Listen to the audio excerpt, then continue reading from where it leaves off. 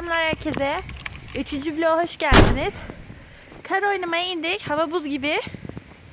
Gördüğünüz gibi. Sena ablam ve Çınar'la indik aşağıya. Bir de Yusuf'la Sami ile. Öyle. Görüşürüz.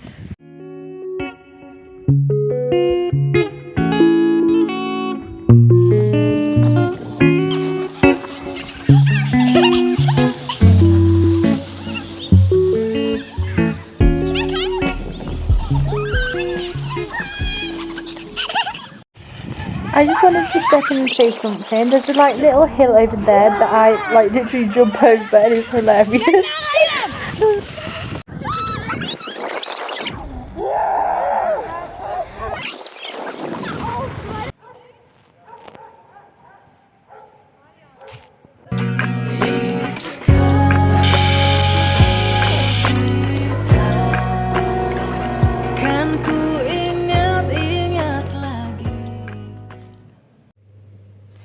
Selam herkese. Bugün 19 Mart. Deprem oldu. Sel oldu. Yani bayağı kötü şeyler yaşadık. Kısacası bizim bakış açımızdan anlatmak istiyoruz. Aynı şekilde İngilizce de biraz anlatacağım. So, today's the 19th of March. About 42-45 days maybe after the earthquake, if not more. We've had floods since, so yeah, just going to be letting you know what's happened and stuff like that. So personally, what happened to me was I went to sleep at 2 o'clock maybe that night. And then I was just lying down, obviously, like sleeping and whatever. And it started shaking, but it was really bad. So we've got a can here. Pretend this is the wardrobe. Obviously, I can't see my distance, so I could just tell I was shaking. But it was like that. That was what it was like literally maybe worse like that. That was how it was like. Anyway, yeah. So it's like 17 minutes past 4 in the morning. I get up, wake up, run to my mum's bedroom. She was, they had the door closed. The door was closed and I opened it and I started shouting like, "Are you okay? Get up, we're having an earthquake." And I thought we were going to die because it wouldn't stop shaking. Anyway, my dad got up, like, we didn't know it was going to be that serious. Like, it might have stopped, but it didn't. It went on for about 2 minutes. So I'm standing in the door frame, trying to hold on. My mum's still sitting down. My dad's holding on to my arm and holding on to the door frame for his room.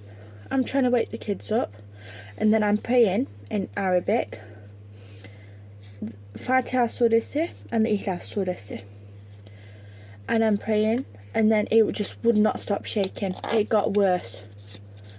It got worse. It got worse and worse. So,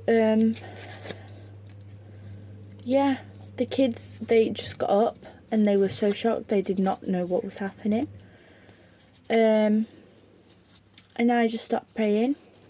I couldn't see anything anyway because I hadn't got my glasses off. The electrics went off. Yeah, I thought we were going to die. I thought the building went down actually. Because all the dust was coming down off the walls, like there was all the cracks and paint, it was all coming off the walls and all of that kind of stuff. So, yeah, I actually thought we were dead.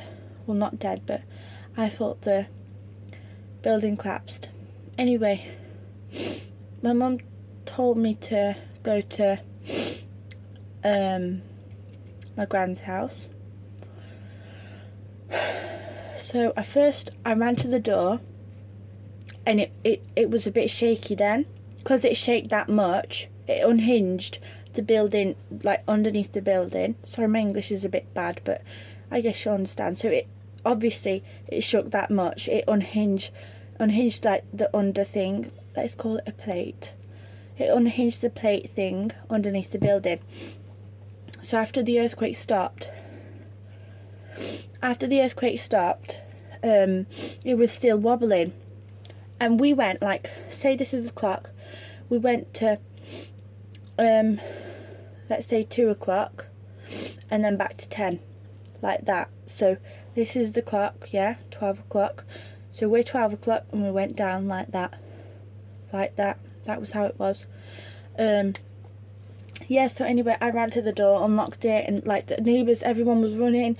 Bearing in mind all the tiles off the wall, everything was coming down. Anyway, yeah, I ran to my room. I got my coat, I got my blankie, I got my glasses, and I got my phone. Yeah, then I had to go to my grand's house, run, and it honestly, that really got me thingy. It wouldn't open. It would not open. Anyway, I tried with the key. It would not open. Anyway, banged it a bit. So, yeah, I got it. Anyway, I ran to their room. I'm like, get up, we're going to die kind of thing. The building's going down quick. Like, wake up. You need to wake up. Get up. Kind of thing. And, yeah, my granddad, he was being a bit difficult, Papa.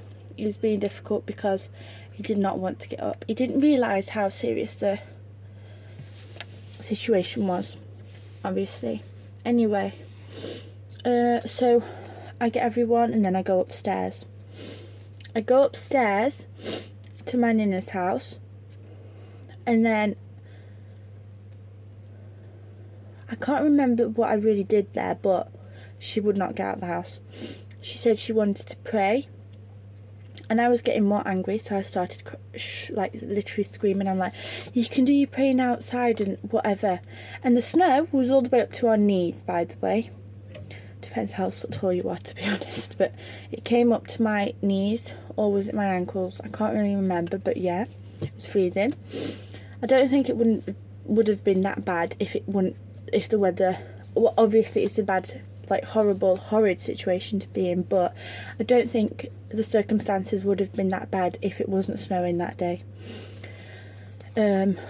Or even if it was snowing, if the ground didn't have any snow stuck to it, it wouldn't have been that bad, I don't think. Anyway, yeah, so I get her out. I'm literally dragging her out at this point because she will not come. She says she's going to sit down and, like, do a praying and blah blah blah. Anyway, yeah, so I get her to the door, and then it started shaking again. And I don't think it would have shook that much, like that fast, if that big one hadn't have happened. Anyway, so it started shaking again, and it was just getting faster because it was unhinged, like the building. It'd been shook. It wasn't stable. So, yeah, all of this is happening. Anyway, we get out the building safely. I passed out and stuff when I was trying to get my Nina out. My dad's mum, sorry. I passed out in the meantime. Got up, ran downstairs. Yeah, so we get in the car. We try to comprehend what just happened. Like, we're just trying to understand, and we're having flashbacks. And we think we just get in the house and we'll, like, be able to clean up. Because we did not have any idea how bad the house was. Like, we didn't know there was any cracks because I couldn't see. So when it happened, I ran to the mum's room, and then I ran back, and then that was it. I only saw the corridors of the building. That was it. I didn't realise how bad it was in the house. So yeah, we go and sit in the car. Ford Transit it is. Yeah, we sat in it. And it was an hour. The kids were being sick, and everyone was getting thirsty, and it was horrible. There was fog, and you could just hear all the buildings coming down. So 2 minutes away from our building, the shop that we always go to, as in me and my friends, not family, but yeah, the shop that we always go to, that came down, like full line of buildings, 3 I think it is, straight down. So you could hear people shouting from underneath the buildings, the rubble. You could hear people running from underneath the rubble. Shouting from underneath the rubble. You could just hear all the buildings going down. And yeah, I'm going to import some photographs, by the way, just to give you a bit of idea of how we were and whatever. Anyway, so I think it was the first day. Anyway, yeah. So I think it was the first day that we went to the village. I can't really remember. I get muddled up with all the days. Anyway, just all of this happens. So we go to the village and then it starts shaking there. My family, my Yusuf Hamza's niece, she was under the rubble. She passed away sadly. Yeah, so we were going all through the town. I didn't know my friend lived in one of the buildings. I'll import his building. Yeah, we were waiting for 9 days to get news off him. And yeah, he passed away. So we went to the village. There's no water, no electric anywhere. They'd disabled all the social media accounts like Twitter and whatever, so no one could get in touch with anybody. So yeah, we're just thinking it might stop it, because we still didn't think it was that bad. Anyway, so we decide to get out, then go and get some petrol. So we go, and then my papa, he decides he wants to go to Adiman to see how the situation is there. Because we knew it was bad, but we didn't realise how bad it was. So we go, and then the second thing happens, earthquake happens, and this was a big one as well. Not as big as the first one, but it was a big one. So yeah, we're going, and like there's cracked roads, but as I say, we were going after half an hour waiting to get in the line for some petrol. Yeah, so we got into Adiman, kind of, just before the police point. We got into Adiman, and then we started shaking. And we thought it was my dad. We're like, can you slow down? Like, what are you doing? Are you okay or something? Or are you falling asleep? He's like, no. And I'm like, we're having another earthquake. Bearing in mind, we're 13 people in this car, all squashed. And then I'm just squeezing on to whoever was next to me. I think it was my Hala, my dad's sister. I'm squeezing her hand, like we're thinking we're going to die, because in front of us the road was like cracking open. So that happened. So we turned back, went back to Besney. Nothing to eat for hours, nothing to drink. Well, obviously we weren't thinking of like something to eat. We weren't even hungry because of the anxiety and like what everything happened. Anyway, yeah. So we managed, after waddling around, well, I'll say just after driving around, we found somewhere to stay. Yeah, after driving around, we found somewhere to stay. It's the Gage Markers. It's kind of like 5 minutes walk from where our house was. So, opposite, diagonal. So we went there, and there was loads of people there, people who came out the rubble, loads of people there. We stayed there all night. They gave us carpets, they gave us blankets, they managed to give us food, they gave us water. Anyway, yeah, so we spent the night there, then went to a different school.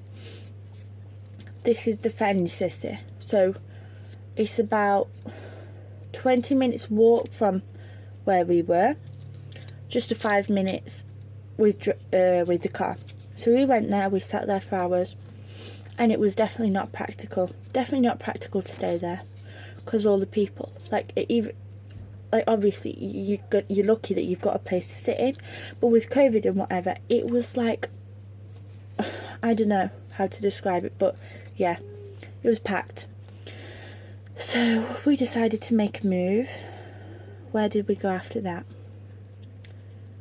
We went to our village. So we went to our village. We shouldn't have gone because we lost time. If we didn't do that, we could have gone to our building and get our clothes and just go where we were going to go. I'll explain that. So anyway, we what did we do? I think we slept in the car, you know. We went to our village basically. No, we didn't. I remember. Okay, right. We went to our village and then came back because we thought they'd let us sleep in their house, but they just wouldn't take us because they said, you can sit in here through the day, but we don't sleep in our house either. And how they sat in it through the day, I do not know, because all the columns were cracked, like you could actually see it. Anyway, so after all that happened, what do you call it? Yeah, we were driving around. We came back to Besney, no electrics, nothing, so you can't see anything, no water, nothing. We go to the petrol station, nothing to drink. So we're just trying to find somewhere to sleep. Couldn't, and it was absolutely freezing. I cannot tell you how cold it was. So yeah, my cousin Kubrabla, my cousin's husband, he is a paramedic and they've got a station to where they stay. So he let us stay in the station. So us 13, so I'll count who it was. My dad, mum, us 4 kids, Nene, my grandma, papa, and so we're 9 people all together. And then in the car also we had my Songul Hala, Erkan Amja, so my Songul auntie and my Erkan uncle, and then my 2 cousins back in Berkay and the birds. Not the birds, the bird, Luna. Yeah, and then in a different car we ended up with my cousin Jamile, her husband Selçuk abi, then my little cousins Beryl, she's a girl, and Enes, a boy. So we ended up with them as well, but in a separate car. So we drive to the station. We kind of went to sleep, kind of didn't. We couldn't sleep, to be honest. But yeah, 13 people in like a station, and we were having earthquakes and we only felt one of them, but we didn't feel any because it was built like that, proper, I can describe it. So yeah, so in the morning we go straight to the building, straight to our building, and it's been 4 days.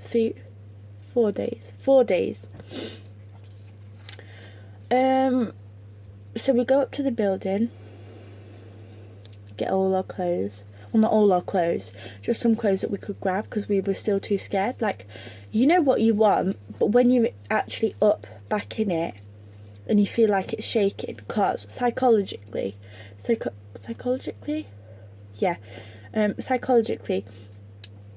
we thought we were still constantly having earthquakes because our minds were playing tricks on us. So personally, I was like this, saying we're having an earthquake, and I had to hold on somewhere and was that scared. But yeah, so we couldn't really get as much as we wanted. I don't think we could have fit anything even if we wanted to, but we got blankets anyway from the house. What else did we get?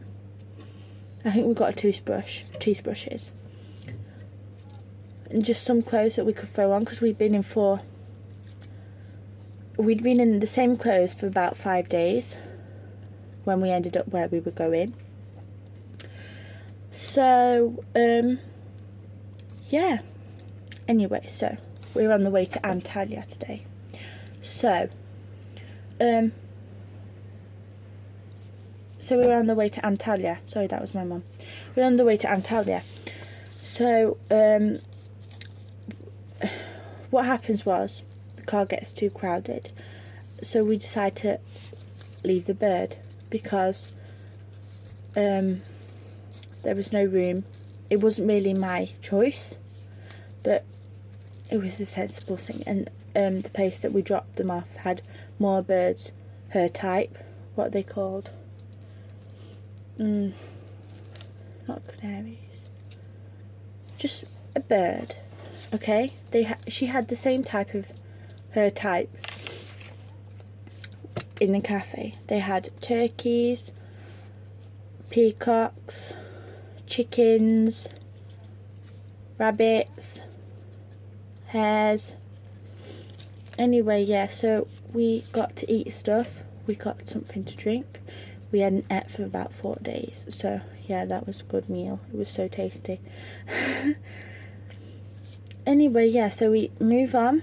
We go through Gaziantep, Adana, Mersin, and then we get to Antalya. And it took, like, usually it should take you 12 hours, but the cracks in the roads, it took us 24, 25 hours to get there. So we get to the hotel. My gran and papa, they ring the embassy because they thought we were lost. Well, not us, because we're Turkish citizens, but because my gran and papa, they're still English citizens. They thought something happened to them. Thank God that nothing happened to any of us. Yeah, so we got all that sorted. They helped us with clothes, with shoes, with food. This hotel, Sherwood Hotel, thank you so much to them. Like, we didn't have to pay anything, and we stayed there for about 3 weeks, I think it was, and they let us do anything we wanted. Anything. We made friends. They were very kind people, and like more people, like from Hatay, who was from the earthquake, people from there, people from Kahramanmaraş, they were there. So yeah, they helped us with everything. Got us psychiatrists, and we got taught to therapize basically and stuff like that. So yeah, that's what actually happened. Yeah, we got a couple of friends who died, families died, houses went down.